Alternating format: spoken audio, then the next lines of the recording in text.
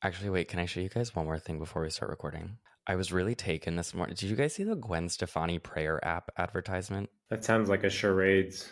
It's a very 2024 sentence.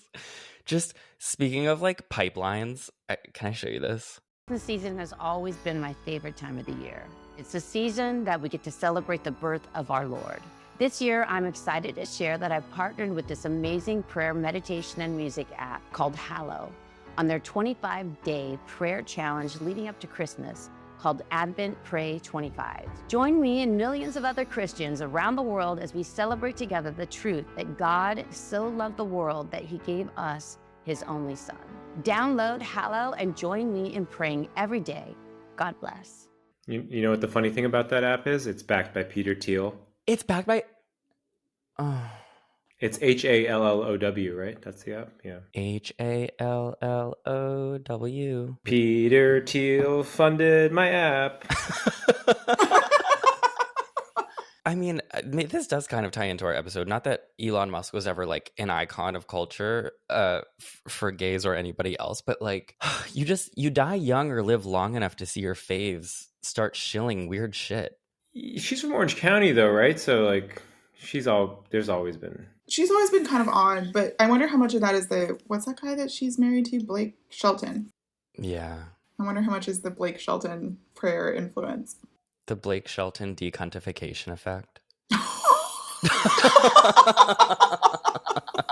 I mean, it's more likely than you think. He does not really serve. Hello, and welcome to A Bit Fruity, the podcast where we love the woke mind virus. Elon Musk is the most influential right-wing culture warrior of our time. With a net worth hovering in the 300 billions, he is the richest man alive.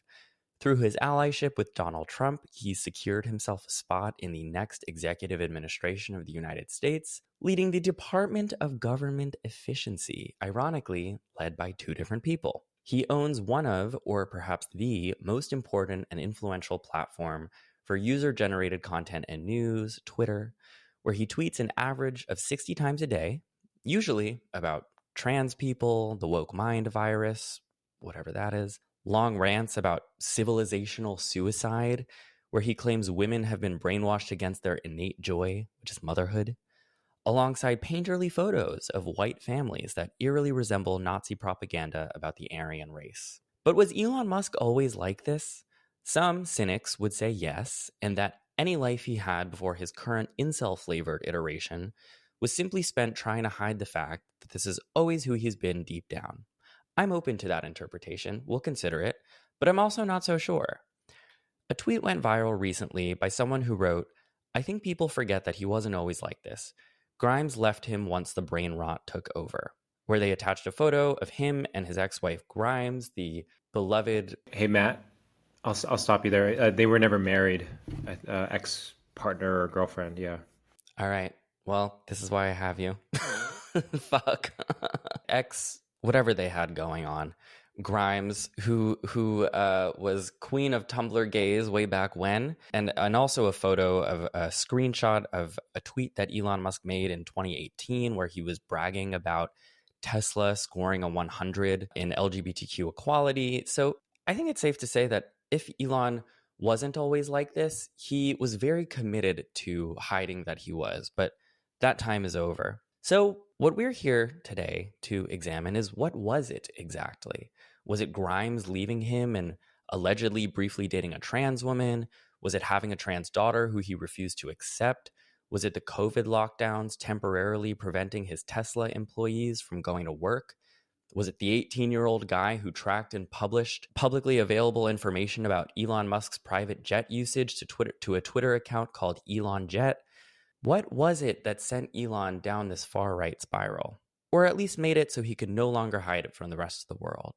Today, to examine the possibilities therein, I am joined by Ryan Mack and Kate Conger, who are both journalists at the New York Times who recently wrote a book called Character Limit: How Elon Musk Destroyed Twitter. Ryan and Kate, welcome to A Bit Fruity. Thank you so much for having us. How are you guys feeling? It's an interesting time. I feel like a lot of the things that we're seeing play out now with Doge and his relationship with Trump sort of call back to the takeover of Twitter and the way that he was acting then and the kinds of decisions that he made in that process. So it feels almost like deja vu a little bit. Our day job is New York Times reporters, so we're ramping up to cover essentially his every move. And in some ways, he's never been more powerful. You know, he controls an internet platform. He has the ear of the person who's going to be in the White House. You mentioned his net worth. He controls multiple companies in SpaceX and Tesla. So we're about to be very, very busy, I guess. Yeah. I am super excited to have Ryan here because, I mean, I'm so excited to have But both not of Kate, you. to be clear. I'm so excited to have both of you here. But the thing is, Ryan adds to the very, very, very teeny tiny arsenal of cisgender heterosexual men who have been on the A Bit Fruity podcast. Let's go. Not quite the first, but I think the second. So that's huge. Happy to be a follower. I tread in the footsteps of a pioneer. So Exactly. I always ask myself before I start making or, outlining or researching for an episode on this podcast, I'm like, okay, what's the point? Why am I making an episode like this? And if you've been listening to this podcast for a while, I like to examine the rabbit holes that especially powerful people who have the, resources, money, education to know better. I'm interested in these spirals that they take. I did an episode that was structurally similar to this one with Natalie Wynn about J.K. Rowling. And I think J.K. Rowling and Elon Musk have a lot in common in the sense that they're both very interested in utilizing their platform to sort of remake fundamental concepts about the world, whether that be like the way we exchange information or what gender looks like in society.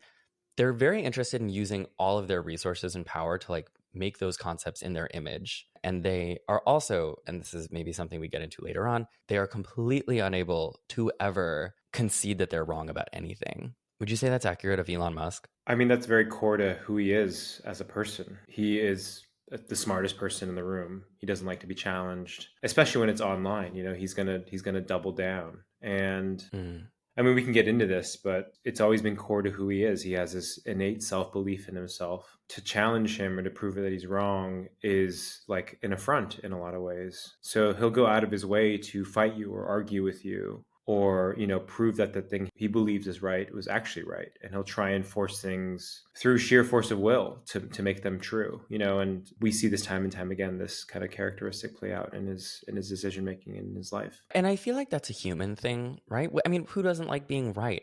But I feel like they take it to like a pathological extent where it's like you are so unwilling to ever accept any diversion from your pre-existing belief that you just continue to surround yourself with people who, I mean, right, it's the whole echo chamber thing. You continue to surround yourself with people who are yes-manning you until, it's every day on Twitter, he's like espousing Nazi stuff. I think there's this idea that is really popular in Silicon Valley of contrarianism, right? So sort of like seeing where the public discourse is going, seeing what sort of the mainstream belief is, and then skewing from that. And it's been part of the foundation of how a lot of these big tech companies are built. It's the idea of everyone said doing a mass market electric vehicle would be impossible. Elon said, I think it can happen. And then he built Tesla, made it happen. Same thing with SpaceX. People didn't think that the space industry could be privatized. He said, you know what, I think it can. I think we can reuse rockets.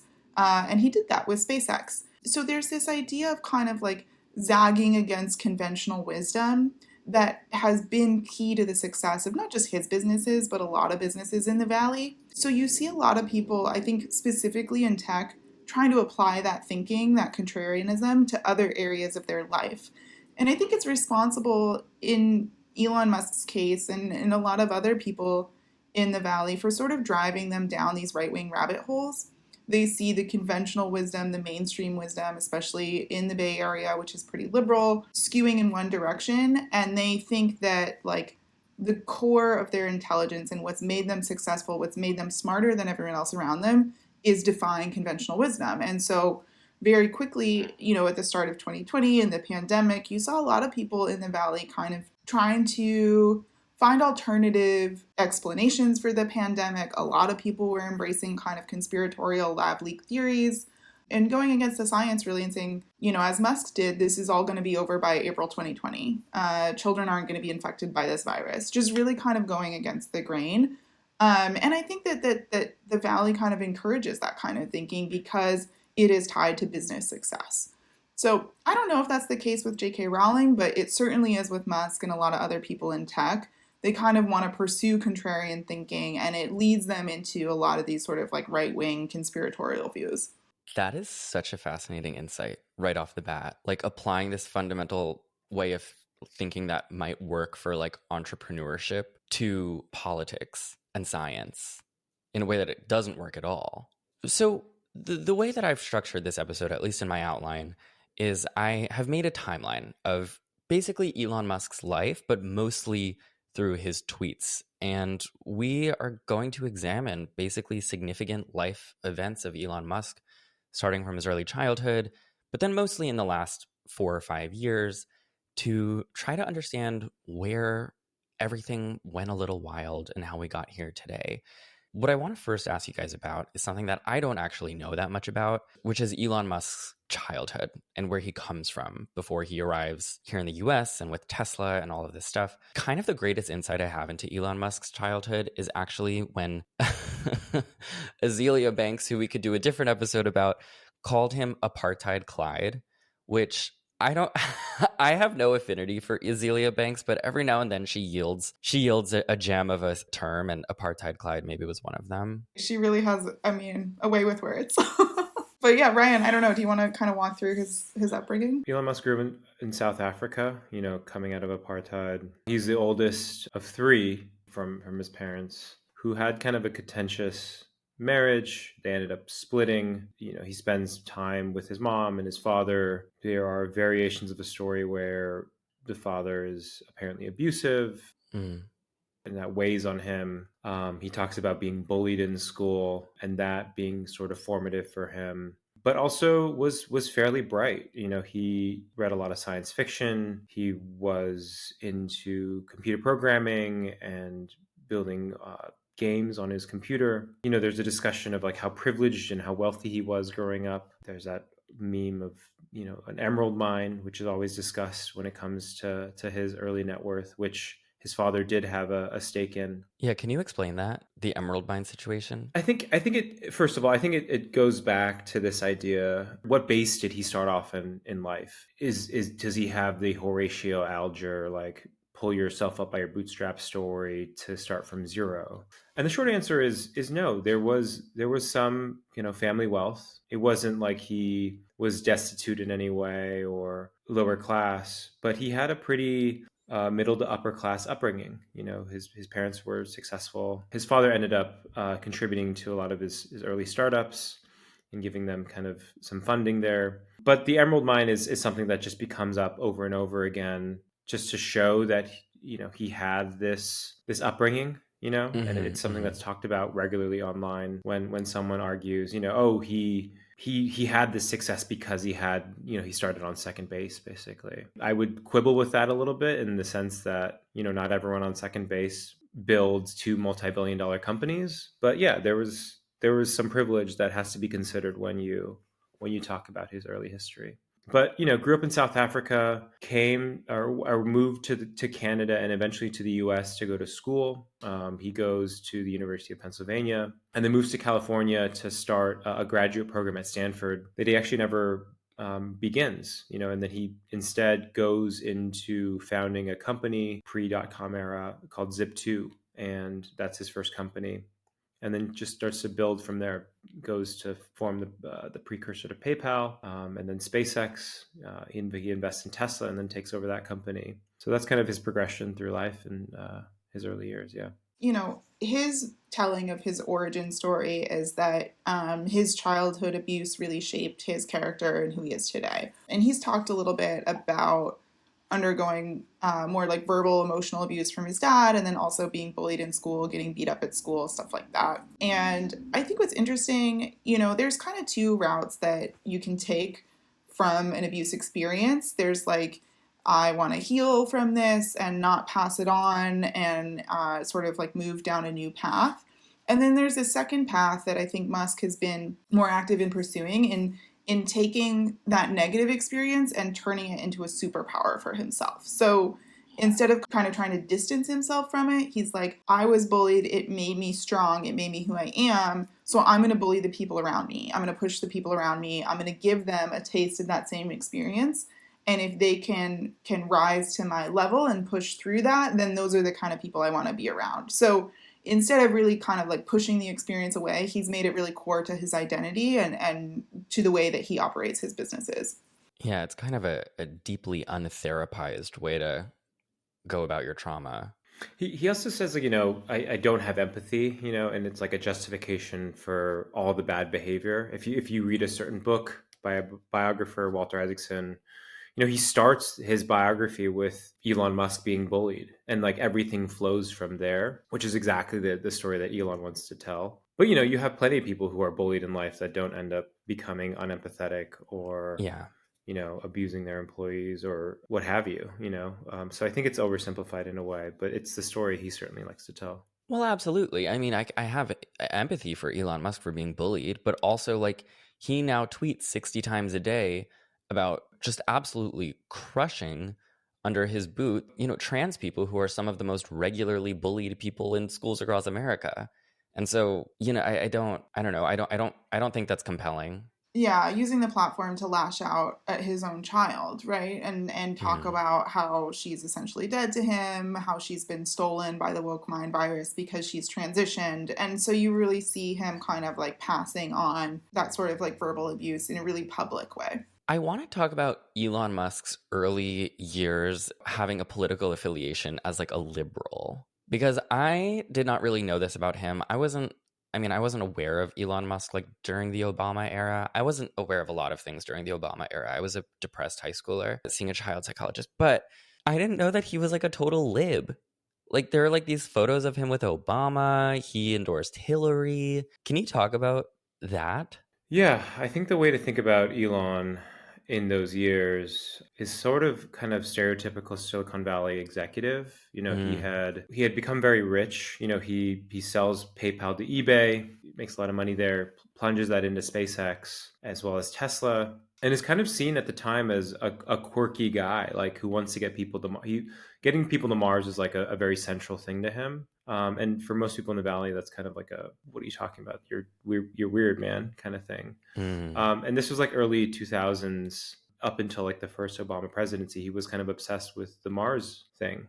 He still is. But, he was a quirky, kind of socially liberal, maybe fiscally conservative type person with some libertarian tendencies. That's just like my worst nightmare. Guy who is socially liberal, fiscally conservative with libertarian tendencies, aka like the worst guy you've ever met at a bar. But that's how a lot of Silicon Valley was built, and these are the personalities that drove these companies into existence. And he was somewhat close or pretty close with the powers that be at the time, people like Gavin Newsom, who were ascendant in California, and was fairly liberal. I remember like digging into some of his charitable giving at the time. He gave to some Democratic politicians. At one point, his foundation gave to the Transgender Law Center. Yeah. Crazy. I think that was like in 2012. He was supporting a lot of causes. He was in support of gay marriage, socially liberal causes that were accepted in place like San Francisco and in Silicon Valley. But it also wasn't very public about his politics. Like, it's not like obviously now he's tweeting about how you need to vote Republican to save the country. And there was nothing like that. He wasn't like out stumping for politics. He was so focused on building his companies that there wasn't really time for, this political stumping. And like, even if he was doing that, no one would pay attention to him. He wasn't like a known quantity at the time. He was a kind of a quirky figure in Silicon Valley. And I would say at that time period too, a lot of folks in tech were just not very politically aware or politically involved, and they're also very much embraced by the Democrats. And so, I think if you don't have a really strong political view of your own, and then you have one party that's like praising you and welcoming you in, you're going to gravitate to that. And I think that's the story of Musk and a lot of other folks in tech. And I think it's almost hard to conceptualize that now because we've moved into an era of so much tech criticism. But at the time, I mean, these people were like very, very praised in government circles. Obama was considered like the first tech president. He did a lot of campaigning on Facebook.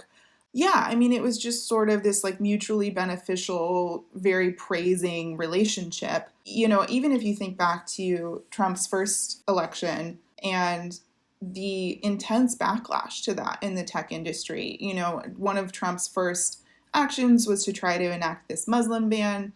And you saw Sergey Brin, one of the founders of Google, show up at San Francisco airport and demonstrate against that and like join a protest. And there were all these companies in the Valley signing on onto Friends of the Court briefs to challenge that ban in court. Then this sort of era of tech skepticism rolls in, right? You have the 2017 revelations of Cambridge Analytica and like how tech had sort of been manipulated and used to manipulate the vote. You know, you have sort of like the fall of Travis Kalanick in there and all the criticism that came of that of Uber, and a lot of criticism of the culture of these companies that were espousing ideas of diversity and really still remaining dominated by white men and not really opening up the ranks to other people to come in and work in these companies. So there's a steady drumbeat of criticism, I think, that started to build and intensify during the Trump years.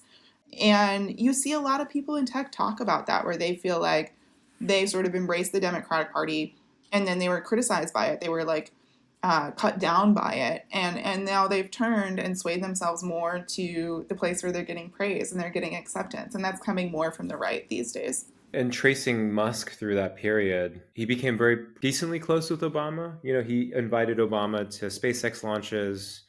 He was visiting the White House and the Oval Office to talk about space policy and push for the privatization of certain launches, you know, and space activity, which he eventually gets and becomes effectively like the main way that the US government gets things into space. You know, he was laying that groundwork by getting close to Obama in that period. And he taught, if you look at how he talks about Obama these days, it's still in a very like nostalgic, very friendly demeanor. It's actually used to contrast with how his relationship with Biden has gone. It's like, you know, I used to be a Democrat, you know, I used to support Democratic causes. I used to be really close with Obama. But now look at where the Democratic Party has gone. This is what has pushed me towards the right, you know, and I guess it can't be understated how strong his connection or his personal views of Obama were in that time. Elon Musk also, like, one of the through lines to me, and you tell me how accurate this is, but he just has seemed forever very preoccupied with looking cool, even before he took this like right-wing nosedive. And like during the Obama era, Democrats were cool. Like Obama was cool. There was like social clout. There's no social clout in being pictured next to Joe Biden. There's a central desire by Elon to be liked, but I think we should go back to like understanding how he was online from the very beginning. Which was what? In terms of like using Twitter, he starts using Twitter in like 2010, 2011. He initially doesn't really like the platform. He's posting like very normie things about, you know, going to the ice rink with his kids or, you know, hanging with Kanye at the SpaceX factory, which in retrospect maybe wasn't so normie. I mean, I guess one of those things is still more likely to happen than the other, which is that he's much more likely to hang out with Kanye West again today than he is to, you know, go to the ice rink with his children. Exactly. But like there was a tweet we cite in the book of like he says like, you know, I don't get this Twitter thing. You know, I don't know if I can do this. It's kind of dumb to me why I'm putting my thoughts online. But he continues to do it. He puts like book recommendations and thoughts on news articles. And he starts to like develop this like very interesting like posting like habit, I guess, and he uses it eventually to start pushing back on media narratives that he likes, stories that he doesn't like, to, you know, combat some Belgian blogger who he read at 3 a.m. who got something wrong about Tesla. And so he becomes a kind of master of the medium, where he is always online, but he's also like very transparent, you know, and gains a lot of followers because he's real. You know, he's not being pushed through a meat grinder of PR people and public policy folks and whatever being, you know, having his views cut up and censored or whatever. But it's just him, you know, posting at all hours. Relatable. And like that for him was eye-opening, right? He gets to be liked. He gets immediate reaction. He gets to develop a fan base. And that's kind of where like we start to see him develop his online presence and really fall in love with Twitter. And bear in mind, like in the 2015, 2016 timeframe, like people knew who Elon Musk was, but he wasn't like a everyday top of mind type character. He was like a businessman in Silicon Valley who was running these companies who were kind of struggling. You know, you didn't know if they were going to be successful, but he was always online. Like he was tweeting pretty regularly. And so that like quality of being liked, essential to that, playing to his fan base or talking to the followers of SpaceX and Tesla, or making sure that that media story that got that detail wrong is corrected, because that could affect his image. It's around this time we're getting to like the late 2010s that he does have this kind of notable, I mean, so much of this timeline can only exist at the exact time that it happened. Like this tweet where he's just bragging about how high Tesla scored on LGBTQ equality, and he follows that up with, "Don't buy our car if that's a problem. People should be free to live their lives where their heart takes them." And then a bunch of rainbow hearts and a sparkly heart and a rainbow emoji. It's just like it's a tweet that is so far gone, despite it being only 6 years old, that it looks like a cobbled together fake screenshot. I mean, if you saw him post something like that today, I think your assumption would be that his account had been hacked. Absolutely. So, you know, Vivian, what have you done? His trans daughter got into Elon HQ. Yeah, she got the DeLorean and went back in time and changed his tweets. But yeah.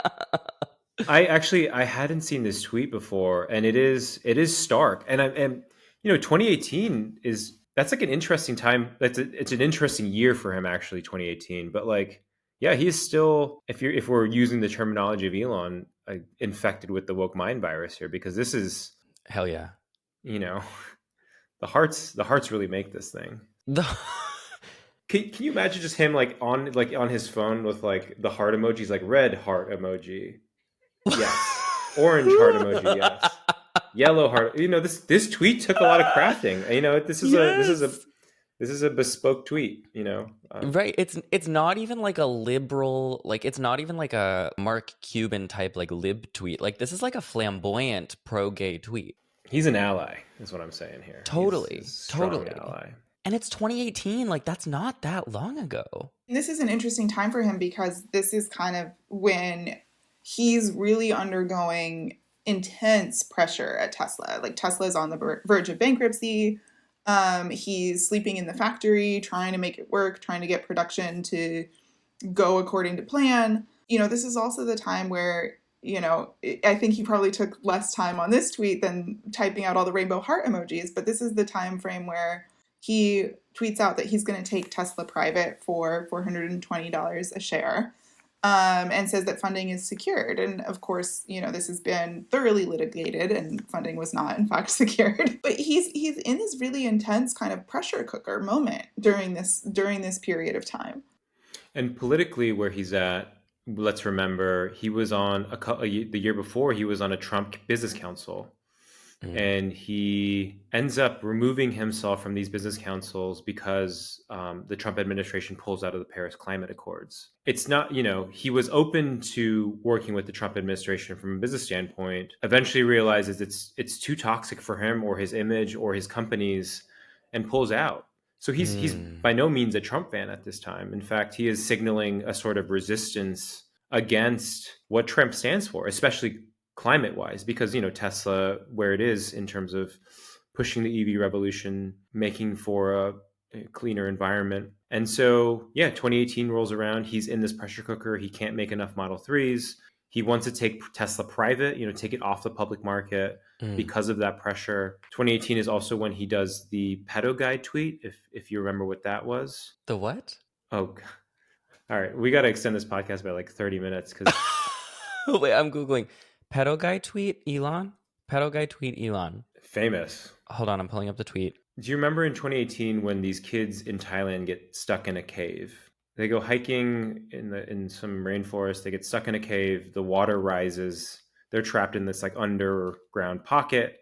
but they can't get out because they can't swim out. And so it Yeah. becomes like an international news story. And in my view, these tweets come out of he's in the factory. He's like kind of searching for acceptance and being liked, especially during this very tough time period. Business-wise. Yeah, he's being hammered on the public markets. He's being hammered by investors, hammered by doubters of Tesla who don't think he's going to make enough cars. So he's looking for a little love out there. He's just a little guy. He's just a little guy. He's not, just a little guy. He's not sure if he's going to make it, which, Tesla was always on this kind of verge of like, will it make it? Will it not make it? Mm-hmm. Until it did make it, and it is what it is now. Mm-hmm. But even 6 years ago, it was in a precarious place. And so Elon decides to get involved in this cave rescue by building a submarine to get these kids out of the cave. He has his SpaceX engineers develop it, test it, and then they fly it over to Thailand to get these kids out of a cave. Okay. Long story short, it's not used. They use divers, get these kids out. And the people who are involved with the rescue get really upset because they think Elon Musk took advantage of an international rescue to bring himself notoriety and get some attention. Right. And so one of the rescuers goes on CNN and says, I'm paraphrasing, you can stick the submarine up your ass. It didn't work. It would have never worked. He was seeking attention. And Elon Musk goes on Twitter and calls the guy a quote unquote pedo guy. He's drawing off of the worst stereotypes of, this guy's a British expat living in Thailand, the worst stereotypes of Thailand and people who live there or go there with sex tourism, and calls him a pedophile, essentially. Jesus Christ. And so that moment actually is very telling for him because it shows for the first time for a lot of people this kind of acidic side to him, this side that he is willing to do battle and destroy anyone who comes in his path, including a literal hero who just saved these kids out of this very sticky crisis situation. Long story short, the guy ends up suing him for defamation. Nice. They go to court. Elon ends up winning the case. Oh, not nice. And so I think a lot of that stems, like a lot of kind of Elon's confidence in himself stems from winning that case and him learning that he can say whatever he wants online because if he fights any repercussions, he'll come out on top. And so that's a long divergence to say that he was going through a lot of shit in 2018. Pedo guy. Yeah. I'm surprised you didn't know about it. It's like Elon lore. Okay, well, I'm surprised you didn't know about the gay tweet. That's Elon lore on my side of the internet, Ryan. When I did the JK Rowling episode, we were reading her different tweets, like her kind of like most iconic like transphobic spiral tweets, and Natalie referred to them as the Book of Rowling. And that is kind of what we're doing here. It's like which parts of the Book of Elon do you have memorized? Someone asked me like what are your favorite tweets of his, and there's just so many. My personal favorite though is when he said he would put rockets on a car and make the car fly, because I hadn't seen it, and then someone showed it to me and I was like, this is made up. Well, he said that he would merge like SpaceX and Tesla and put rocket thrusters from SpaceX onto Teslas to make them fly. And this is in the context of him, making like extreme promises with his products. At one point he said the Cybertruck would be a boat one day. There's one where he said like, sigh, haven't had sex in ages, which I have saved on my desktop. That's relatable though. I mean, there's a Trumpian quality to him in that there's a tweet for literally everything. Just want to take a quick break from this episode to thank today's sponsor, Factor. As the days get shorter and shorter, I don't know about you, but I certainly find myself less able to overextend myself into all areas of my life, especially, once it hits 4 p.m. and it's totally dark. One of those areas is cooking. Now, for some of you, cooking might be the love letter that you write to yourself every single day. And if that's you, Godspeed. But not me. I mean, I don't even really like to cook when the sun is out, much less when it's, pitch black and I'm like, fuck, what's for dinner? Factor is a meal delivery service where everything is cooked by the time it gets to your doorstep and ready to eat in just 2 minutes, which is really a lifesaver for us folks who maybe need to cut some corners during this season and perhaps make some more time for our daily winter nap. But the great thing about Factor is you're really not cutting corners as far as taste and nutrition is concerned. Do you like how I'm talking with my hands like a real Italian chef? Factor meals. Factor has all kinds of meal options to meet your cuisine preferences and dietary needs, and a lot of comfort food options, which I personally have been enjoying lately. If you want to try Factor, head to factormeals.com/fruity50 with the code fruity50 to get 50% off your first box and 20% off the next month. That is factormeals.com/fruity50 with the code fruity50. Thanks so much to Factor for sponsoring today's episode. And now let's get back to the deep dive. All right, 2018. Wow, it really is a long timeline. 2018 is, according to my, I love calling like a reading People magazine listicles research, but according to my research, this is around the time that he starts dating Grimes. So they meet actually on Twitter. They start corresponding, and the Met Gala of that year, I believe, is when they make a public appearance. As is tradition on this podcast, I always give a little bit of backstory to everyone that I introduce. There's a good chance if you're in the demographic of people listening to this podcast that you're at least a little familiar with Grimes. But Grimes is like an alternative indie artist, famously just like really kooky, wacky. Like she's always very like brittly thin and has kind of like wispy pink hair.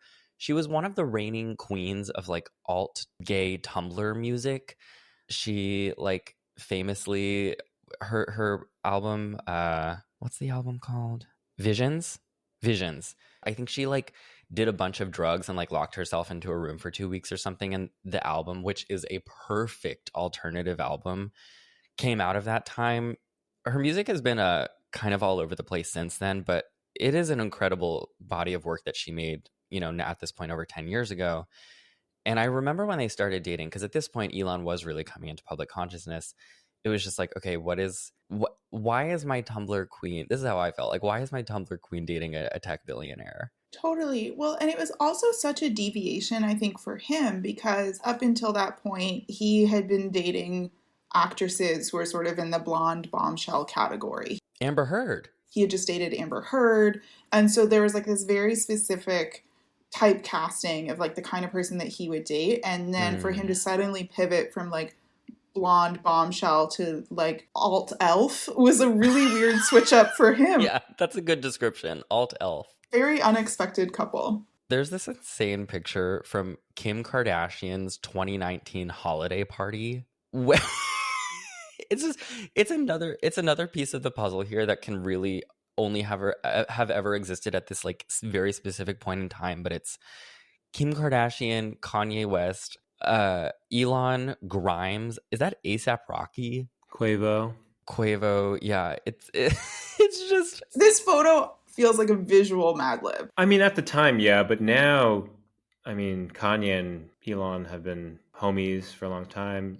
Right. Kim Kardashian is like loving her Cybertruck and like putting up videos with those robots. In some ways, like associating herself with Elon was like sort of cool. Like he has this kind of futuristic car company that is a liberal cause in helping to save the environment. He's trying to get people to space. Right. He's kind of quirky. He'd sort of been in the mainstream tech, whatever, and now suddenly he's around, some of the most influential culture creators of that era, and being seen as one of them. That like that the things that he's doing are not just businesses, but like cultural status symbols, I think. So Tesla goes from being like, oh, a cool EV to like, oh, I have a Tesla, Do you have any insights into like the gist of their relationship, which lasts about 4 years? They have 3 kids.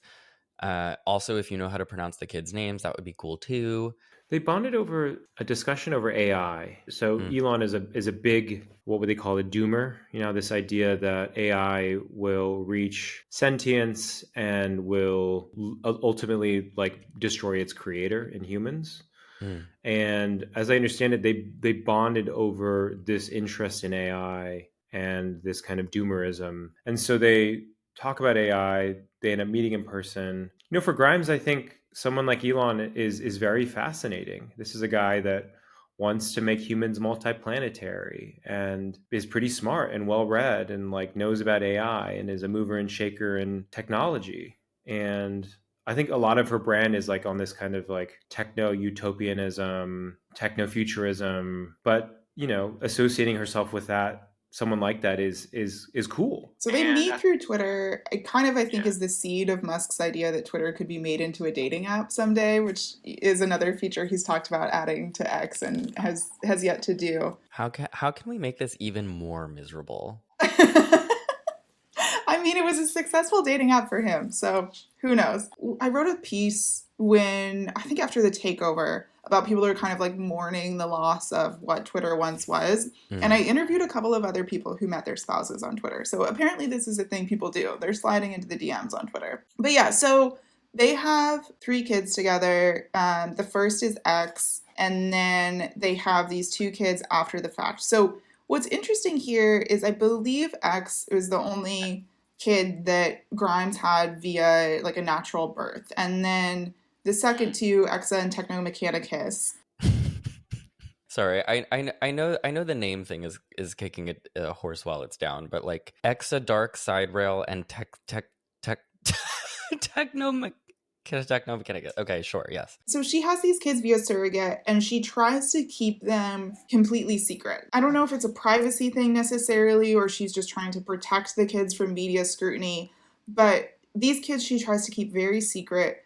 And we find out about them in a crazy way. She's on a Zoom interview, I think, with like a Vanity Fair journalist or something. And the journalist hears a baby crying in the background. It's like, is there a baby in your house? And she's like, oh yeah, I have these secret babies that no one knows about. Oh, wow. That's crazy. Like, they're kind of stashed away. And by the time that she has these second 2 kids, her relationship with Elon is kind of falling apart. While her surrogate is pregnant, he also decides to have children with one of his employees at Neuralink, which is another one of the companies that he runs. Wait, Elon does? Yes. Oh, wait, did that child come to fruition? Yeah. Oh, I didn't know. Two children. They're twins. He has twins with his employee at the same time as Grimes is having her second 2 children. And he keeps the twins a secret from Grimes. So Grimes doesn't know that he's made this decision to have kids via IVF with one of his employees. And you're talking about the funny names, him and Grimes had originally picked out the name Valkyrie for Exa. So for her daughter, she wanted to call her Valkyrie. And his twins with his employee were actually born prior to Grimes' second 2 kids. And he gives the name Valkyrie to one of those twins. And sort of steals the name from Grimes and gives it to these other kids. So she finds out about all of this and of course is really upset. Like, she's picked out this name for her daughter. All of a sudden these secret children are in the picture and one of them has her daughter's name. And so she wrote like a poem or lyrics about it and posted it online, and it's sort of referencing the name and talking about her like suffering and pain as a mother that this has happened to her. And so I think that that's kind of like really the point of falling out between Grimes and Elon. God, I should say it should be. Oh my God, I didn't know about this. Yeah, and their relationship hasn't recovered to this day. They co-parent, but they're certainly not together. I think it's a really telling incident for how Elon views people and how interchangeable everyone is around him, even down to his own children, right? Like 2 children could bear the same name and then, they're kind of interchangeable with each other. The women who are in his life and he's having kids with are sort of interchangeable.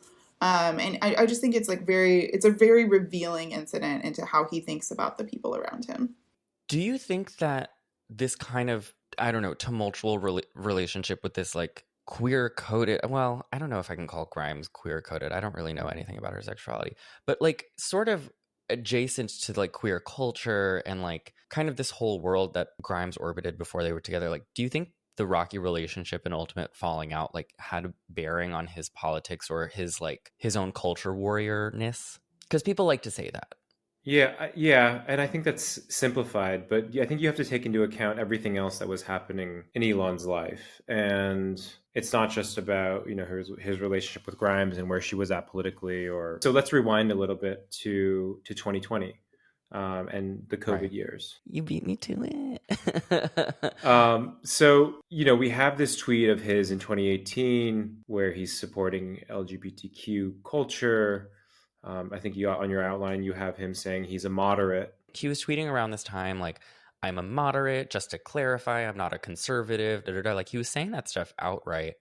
The only other thing I want to add about the LGBTQ kind of allyship tweet, which I think is interesting, is that a lot of times people within like the LGBTQ world, a lot of times adults who previously have like no connection to the community or the political cause that like LGBTQ people are faced with, a lot of times having a child who is queer draws parents into the fold of fighting for that cause.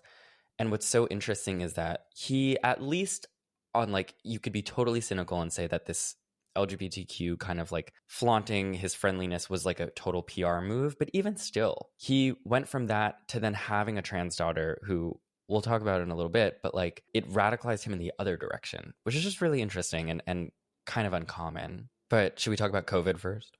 Yeah, I mean the timeline is he's openly moderate. Yeah. We talked about this earlier. He's socially liberal. He's pro LGBT. Sorry, I don't know if he's the T part. I don't know, but he was. No, yeah, he even had the Q Yeah, he had the on T. there. Yeah, true.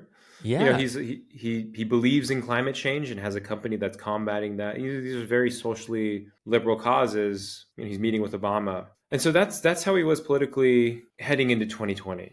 And in the Valley, that's pretty common. You don't want to like necessarily stake like I'm a Democrat or I'm a Republican, but here are my values. I'm an independent thinker. I can think for myself, and I'm somewhere in the middle. And you wanna make the Democrats and Republican politicians kind of fight over who can be nicer to you. Sure. And with also a libertarian streak or a conservative streak around fiscal spending and taxation, especially as you are getting more and more wealthy. But 2020 rolls around and COVID happens. And you have this tweet here, the coronavirus panic is dumb. This is like peak scare, basically, right? This is end of February, early March. It's the virus is starting to come over to the States. And he stakes his position that the coronavirus panic is dumb. And he's defended that in the past of saying like the panic itself is dumb and not, Right. He's not saying the virus is dumb, the panic is dumb. But he begins to feed into this idea that, maybe we shouldn't take this virus as seriously as everyone thinks we should. This contrarian thinking that Kate talked about earlier. And then starts to go really far down that path. He has a tweet later on where he says, there's going to be no new COVID cases by the end of April. He starts to position himself as sort of a COVID denier. And when you think about it, it kind of makes sense, right? He is someone who is dependent on his factories being open at Tesla, being able to produce cars at a certain rate to keep the stock price up and his investors happy. And if there are these lockdowns or these shutdowns of operations that aren't essential, that directly hurts him as a businessman. So he starts to rail against California and its shelter-in-place orders. He calls the state fascist and the government fascist at one point. He goes on this rant during an earnings call and also starts to downplay the severity of COVID. I remember one email that I got when I was reporting at the time where he told employees that you're actually more likely to die in a car crash than of COVID, which is hilarious for a guy who runs a car company. I was going to say, I mean, is that the statistic you want to use to make your point? Yeah, maybe use like shark attack or like bees or something, but right, vending machine falling on you. Struck by lightning. But, he used cars. He's just thinking about cars killing people all the time. He's like, you're more likely to die for that other thing that I do. And so he stakes his position out as like, COVID is not bad. And even if you get it, you're not going to die. Mm-hmm. It starts to turn people against him. You remember the climate at that time, people just being really unhappy with others who didn't take this seriously. And among those was a supposedly liberal businessman or a businessman that stood for liberal causes. And that was in some ways a fissure for a lot of folks in terms of their adoration for him. I mean, I want to talk a little bit too about his experience with having a trans daughter, because I think you're right that this is sort of a point of radicalization for him, but it doesn't come right away. And I think that's really interesting. So there's like two very divergent stories of how this happens, right? One is Musk's story and one is Vivian's story. Should I introduce her? Because we haven't really talked about Vivian yet. Well, actually, I actually have a transition if you want to get there. Oh, no pun intended. Thanks, guys, for laughing. You know, I'm no longer the straight guest. You're no longer the second. Yeah, Ryan's transitioning on the pod. The first person to transition on the pod. Okay, yes. Provide your transition. What I was going to say about COVID is it exposes him to criticism online from a group of people that he sees as progressive or liberal to progressive, and starts to label as this kind of woke mind virus. It's something he had seen earlier, actually, which we didn't really discuss. But Tesla has had a lot of issues with regards to unionization and labor. It's not a unionized place. There were lawsuits around racism at his factories, and so a lot of progressives criticize Elon for this. And so when COVID comes around, he groups all these things against his companies as this quote unquote woke mind virus. Wokeness is some undefined term at this point that really has no meaning. But for him, it was this idea of everything against him, anything that stood against him and his factories and his success and human progress, because he groups himself as the champion of human progress, is the woke mind virus. And so you get to the point where his daughter starts to transition during this time, and he sees that kind of as one and the same, of the woke mind virus kind of affecting someone who is in his family, his very own kid. That is a good transition. That's a good transition to the transition. Right around the start of COVID, Elon Musk's daughter, who he had with his first wife, his marriage to Justine Wilson, began transitioning to female. She goes by Vivian. I pulled this quote from the Elon Musk biography written by Walter Isaacson that you mentioned. He wrote, "When Musk found out, he was genuinely sanguine, but then she became a fervent Marxist and rejected him. His disagreements with Jenna," he says, "became intense when she went beyond socialism to being a full communist and thinking that anyone rich is evil." Okay. This is what I think is so interesting about this, right? He's initially, I think, supportive of her transition, and signs off with her doctors for this to happen. But then in his telling, right, his telling to his biographer, it's when she questions him on business that he becomes opposed to what she's doing in her personal life, which I think is fascinating. It's like, it's not the transition necessarily that might have set him off, but her challenging him or questioning him about his businesses, about the way that they operate, that really creates a fissure. That's Elon's version of it. And I think that's really interesting, that when it comes to criticism of what he's doing with his wealth, that is what is really intolerable. Obviously, there's flaws in his telling of this, right? I mean, he gets her name wrong in the biography. Oh yeah, he misgenders her the whole way through. And Vivian has spoken at this at length. She's been very unhappy with her portrayal, the fact that Isaacson apparently didn't reach out to her to talk to her about this, which I think any journalist should do, especially in a contentious situation like this. You want to try and at least talk to both sides. So Musk's version of this is like that he is alienated from her when she calls his businesses into question. Vivian's version of this is quite different, right? Her telling of this is that like Musk has always been a very cold and distant father who's like never particularly supportive of her, right? Who criticized her when she was young for being effeminate, and then was not supportive of her transition later on, and someone that she doesn't want to associate with. So her telling is like, he's a bad parent, I don't want to deal with that. His telling is, I was a supportive parent, I was a supportive dad up until my wealth and my businesses were called into question. So their stories conflict, but there's very interesting versions going on. Yeah, and even his own story is kind of incriminating. It is. It's sort of sad, it's like a parent and their child. But to go back to this quote unquote woke mind virus, which he likes to cite so often, all these things are the same. These things stacking up against him, causing his child to transition, causing his child to question his power and his wealth. That's all stems from the progressive beliefs being fed to her at her schools, and by the people that surround her. And Right. so this kind of amorphous enemy, this virus that he talks about, is the root cause of all evil in his mind. And it's interesting because the first public manifestation of this quarrel that he's having privately with his child is when Elon tweets on July 24th, 2020, very memorably, "Pronouns suck." This, as far as I'm aware, is like one of the first times he really talks about trans people. And it's just such a confusing tweet. Like, what does that even mean?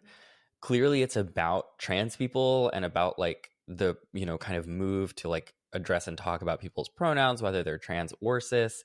But it comes out in this really just like nonsensical way. And Grimes famously responds, "I love you, but please turn off your phone and give me a doll," meaning she mistyped call.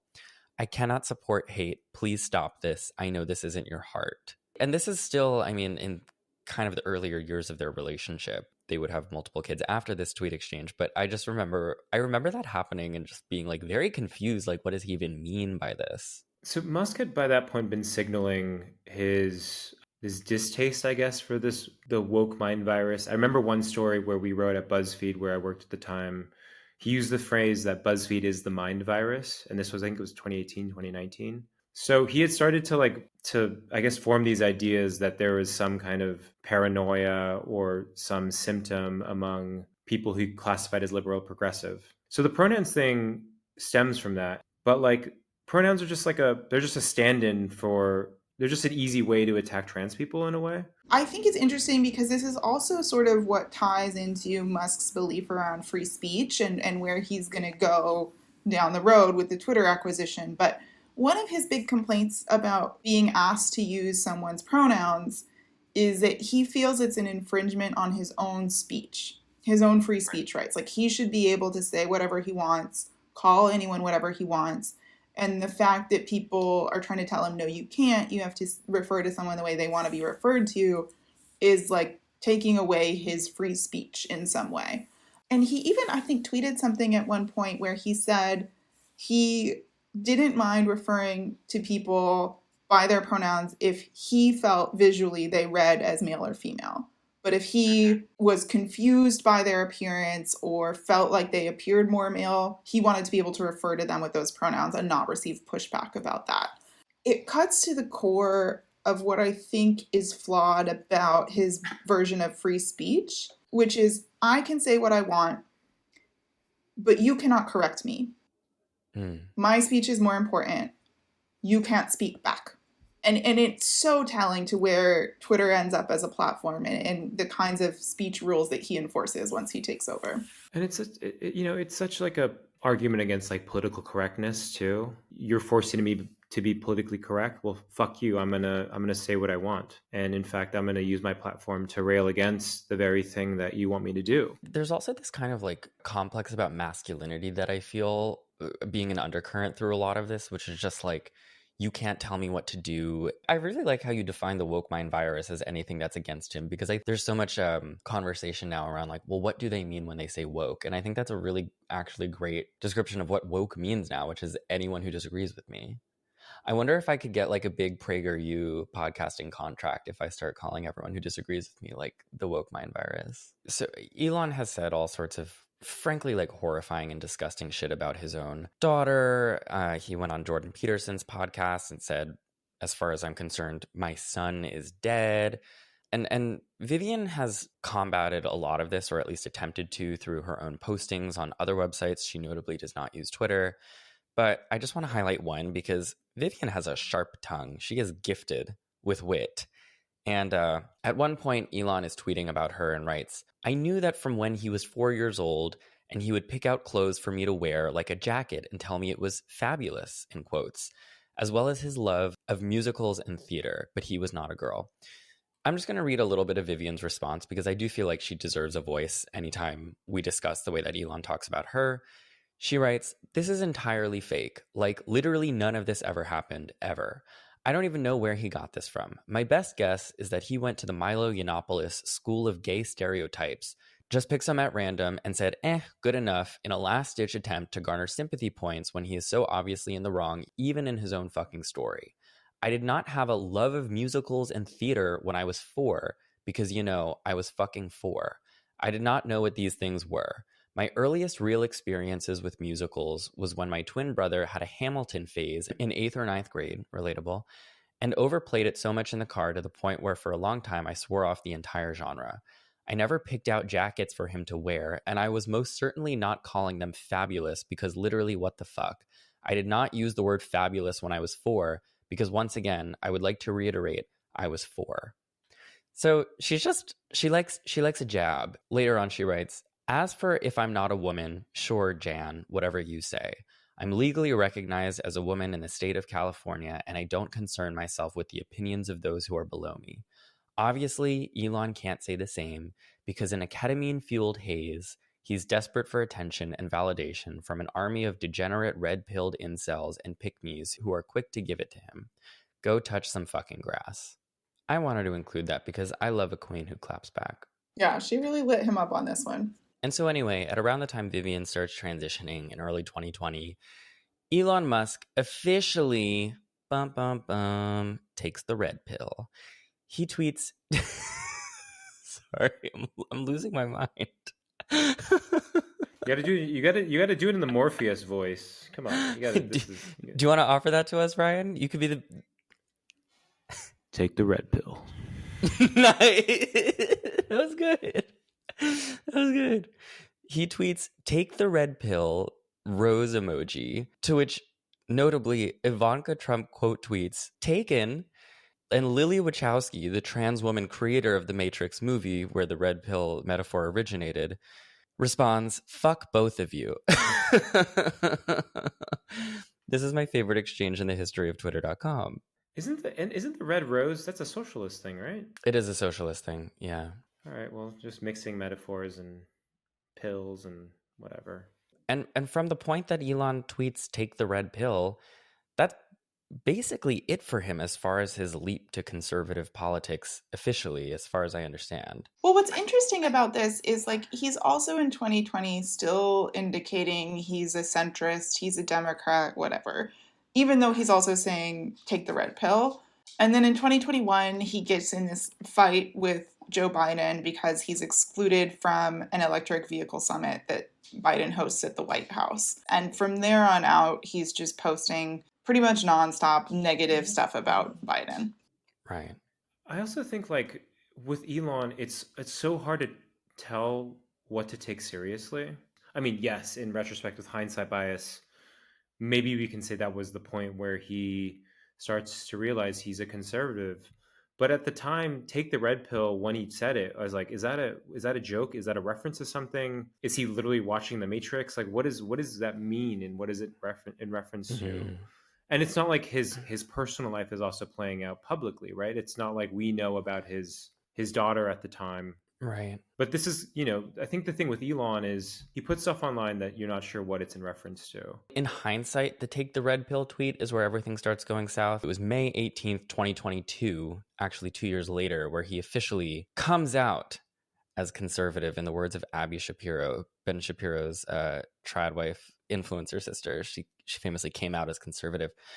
He tweets, in the past I voted Democrat because they were mostly the kindness party, but they have become the party of division and hate, so I can no longer support them and will vote Republican.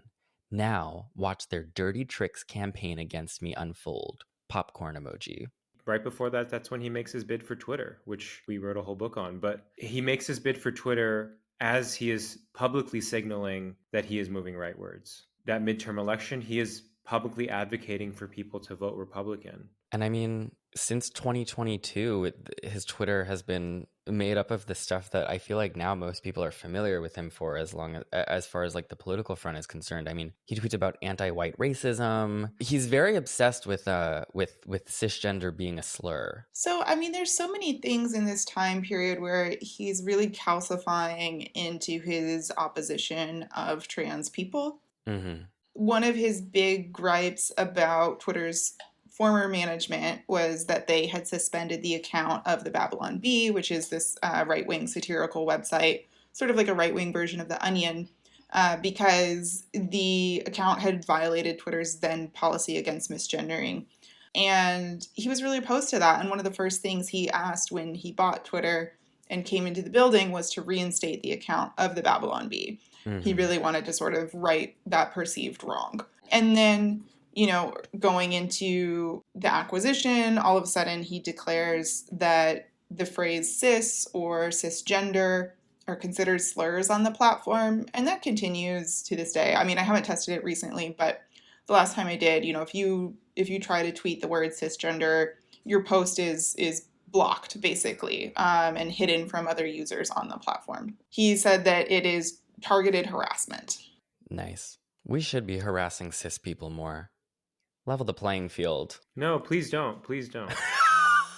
I face enough every day in my daily life. On the basis of being cis? Yeah, just so much. I can't walk out the door without being abused. We live in a world, just plagued with systemic anti-cisphobia. Cisphobia. Pro-cisphobia. Anti-cisphobia. Like, this is the priority, right? At a time of, like, rising hate and harassment against transgender people, where, multiple states across the country are legislating against trans rights, that his priority is making sure that people can't say the word cisgender on Twitter. That's kind of his on-ramp into the far-right conservatism that we see him consistently associate with now. He starts to play the hits. He goes into immigration and talks about the crisis at the southern border. He goes and visits the border at one point and does a live stream from there. He starts to talk about voter fraud and the problem with mail-in ballots, and eventually comes this idea that Democrats are allowing for illegal immigration to change the voter makeup of this country and ensure that Democrats are always going to be in power, because these supposedly illegal immigrants will be legalized and will vote Democrat. That's the Great Replacement theory. That is not just like Great Replacement theory adjacent. It is the actual Great Replacement theory. He starts to associate with Tucker Carlson. He goes on his shows. And so these issues have become part and parcel of who he is now. And it's just kind of fascinating to watch him speed run that in the last 2 years. We just went through the timeline. It doesn't take him very long to get there. Right. His positions are incredibly radical compared to what would have been the modern Republican platform, 8 years ago, You can't really untangle what is Musk and what is Twitter at this point. I think, he's someone who spends all his time on the platform. He finds these conspiracy theories and these sort of pieces of fringe content and reads them, amplifies them. He doesn't have other media sources that he engages with. And so, he's really a product of his own rabbit hole that he's built. And, I think a lot of people are searching for an answer of, like, what are his politics? How did they get this way? And I think he's a creature of the platform. I have a couple questions as like kind of a wrapping up sort of situation. A heaviness that I feel, and that I think so many people feel, is like, these are the most powerful people in the world. The decisions that they make, and like the thought spirals and disinformation spirals that they go down and then regurgitate to the masses, have so much material impact on the way that everyday people live their lives. I mean, I was just at the Supreme Court this week for the hearing on gender affirming care for trans youth. What hope do we have? Like, he's become this product of this machine that he participated in and then created in his own image. And it's like, I don't think that there's hope for de-radicalizing Elon Musk necessarily. But I guess, did you come out of your process writing this book with any sort of optimism? I think one of the big questions that we embarked to answer in writing this book is, what does accountability look like for someone like Elon Musk, who is, the richest person in the world, arguably one of the most powerful. We spent a lot of time looking into the various accountability metrics that exist for this, right? So some of it is from regulation, some of it is from courts, some of it is from lawmakers. And we saw over and over again Musk kind of bump up against these apparatuses of accountability and escape from them. And so, I think that we have yet to see any system really be able to hold him to account. And I think that, his new position in the Trump administration just kind of accelerates that and puts him further outside of the bounds of accountability. At the time where we were finishing this book, the election hadn't happened yet. And it seemed like the most sort of promising avenues for accountability for him were going to come from outside the United States. The EU has been pursuing regulation against social networks like X. And there's maybe some enforcement actions that they could take there. But I think especially now that Musk has successfully aligned himself with Trump, there's really not a lot of restraint on his behavior within the United States. Yeah, I don't know. That's our role as journalists, right? We can only point out that there is this extreme accumulation of power going on here. We've written this book and we continue to report in the New York Times that, hey, there's this guy out here that runs all these companies. He's amassed this amount of wealth. He's been able to essentially place the candidate he wants into the White House. Like, maybe we should be aware of that. Maybe we should ask some questions about how that was able to happen. How was a single man able to accumulate enough worth to spend $44 billion on his social platform like it was a plaything, that like it was a sports car or a yacht or something. Yeah, I think we'll have to continue doing that for the next 4 years and beyond that, because I don't see him getting any less powerful. His net worth went up how much after Donald Trump's election? After he spent $250 million getting him into the White House, like that just kind of shows that his every move has been right in a way for himself, and that he'll continue to be rewarded for those actions. I'm thinking about what Kate said. We need people outside the U.S. Brazil, do something. Brazil. Brazil.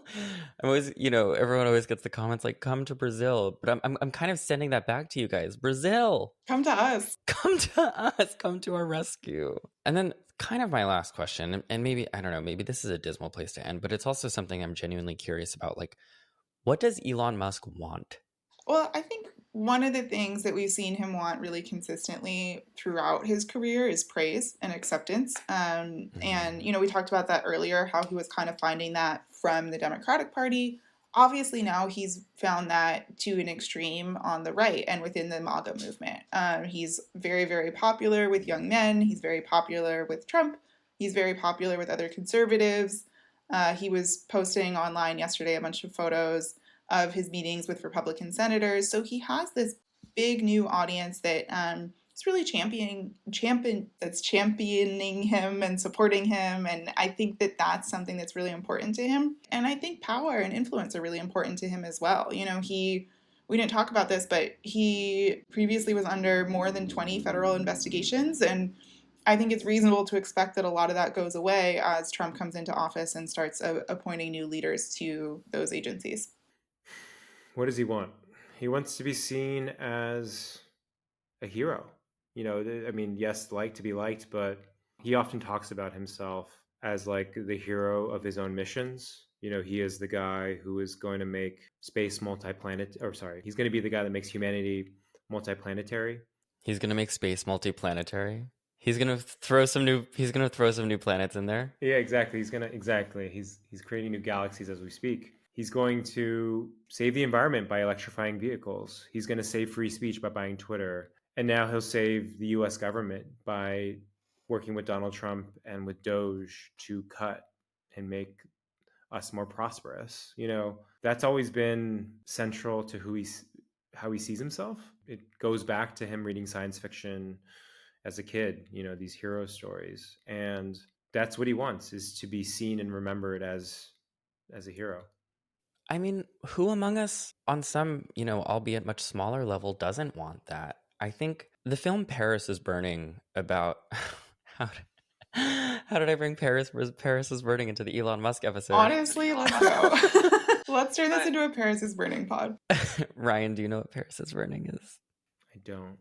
Second straight guy on the pod, everyone. Well, Ryan has homework. You have to watch Paris is Burning after this. What is it?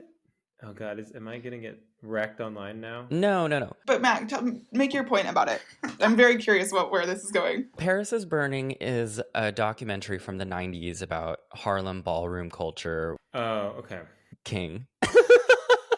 Sorry, I'm still an ally. You are. Ally card given back. But it's about Harlem ballroom culture, which was championed by Black and brown queer people. And it ends with Dorian Corey, who was this queen who would perform in the balls. And all of these people, they were impoverished. A lot of them experienced homelessness at different points in their lives, did sex work for survival.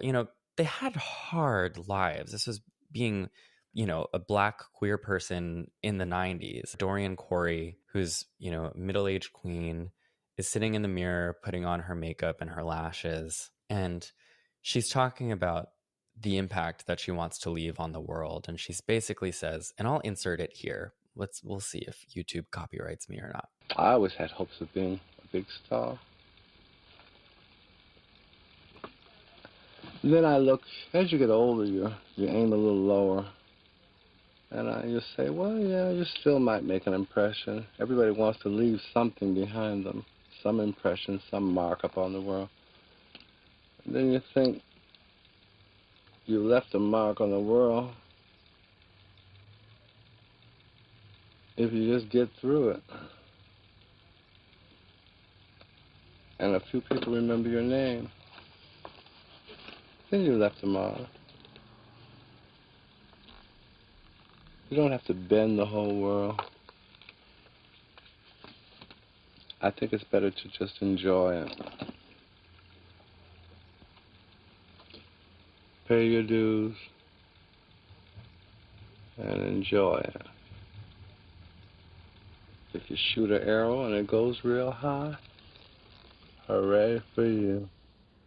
We all want something to be remembered for. We all want to be liked. We all want purpose in the world, whether it's, like colonizing Mars or like having meaningful relationships in your personal life. I don't know. I think everybody has their version of this. And something I try to do on this podcast a lot is like find my shared humanity with people I really don't like and people who I think are destructive, like Elon Musk or J.K. Rowling or any of these people. Because I don't know, I think it brings the whole thing back to earth. No pun intended, Elon. So much of what I hear and what you're saying about the psychology of Elon Musk is just stuff that, like, honestly, and I hate to, like, I'm not trying to be cute, but it's like, this is stuff, like, these are the reasons we go to therapy, you guys. It's like the need to be liked, the need to be cherished and like even like worshipped, This is like stuff that you work out. It's stuff that you work out for your whole life. And if you never work it out and you accrue billions and billions of dollars, then like, I don't know, I feel like those unresolved qualms that you have with yourself can just be taken out on the rest of the world. Yeah, I mean, I think that's the thing that's always been so fascinating for both of us about Elon is that he is just very human, and he's not afraid to express that and kind of let his insecurities show in a way that, like, a lot of other people in his position, they build this sort of buffer of protection around themselves through lawyers, through PR reps, through other spokespeople, to insulate themselves. And he doesn't do that. He kind of just like lets it all hang out. But I think it's also like he misses the sense of scale on this stuff, right? And I think, like, yes, you're absolutely right. Everyone desires to be liked and loved. And for him, it's like he doesn't just want to be liked and loved by people he loves, or like people he respects, but it's like everyone must like and love. And it kind of goes back to like the pedo guy incident, right? It's like some random man on the other side of the world said something rude about him, who has no power over him, who has no sway, who has no influence, who, if not for Musk's involvement, would be completely anonymous. And he can't let it go. It's like, that guy has to like me. Not just like my family, my friends, my kids, my president, but that guy over there too. It's this sort of like universal need that he has, and a lack of a sense of scale of like, it doesn't matter if some random Twitter troll doesn't like me. He's like, no, that matters. So in the end, I think we've learned today that it wasn't Grimes, it wasn't Vivian, it wasn't COVID, it was pedo guy. Well, maybe just the internet, honestly. Thanks for joining me today, guys. Ay. If you have made it this far, God, it's kind of an arduous task sometimes talking about these people, because I know it isn't always fun, but we try to make it fun, or at least entertaining. I appreciate you so much. It's not an easy time, but hopefully, like I said, by like deconstructing these kinds of topics and bringing them back down to earth, we can make it feel a little more human. Kate and Ryan, thank you so much for sitting down with me, and also thank you for really taking on the task of spending years documenting someone who does not hide the fact that he does not like to be documented or scrutinized in any type of way. And you wrote a whole book about it, which is no small feat. Well, thank you so much for spending time with us and spending time with the book. It really means a lot to us. And yeah, we're happy to chat about this because, like you said, we do spend a lot of time thinking about it. We're about to spend a lot more time thinking about him too. So yeah, I guess to the next time we come on. Hell yeah. Which, yeah. Could be tomorrow, yeah. Exactly. It's what's the date of the inauguration? I'll see you guys on the 21st. And with that, I love you all so much. Thank you for listening. And until next time, stay fruity.